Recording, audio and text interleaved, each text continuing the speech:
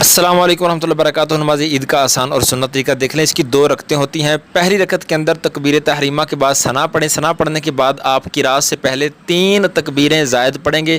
2 में आप कानों तक हाथ बुलंद करके हाथ छोड़ देंगे और तीसरी के बाद हाथ बांध लेंगे और फिर इमाम जो है वो किरात करेगा यानी सूरह फातिहा और उसके साथ कोई सूरत मिलाएगा और मुक्तदी खामोशी से सुनेंगे।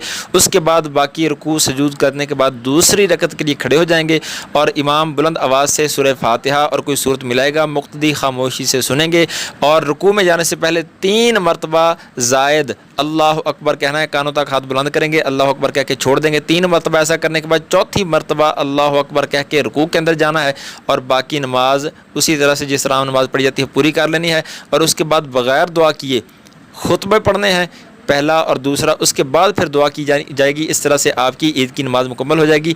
और अगर कोई बाद के अंदर शामिल हो तो वो अपनी रकत बाकी बाद में उसी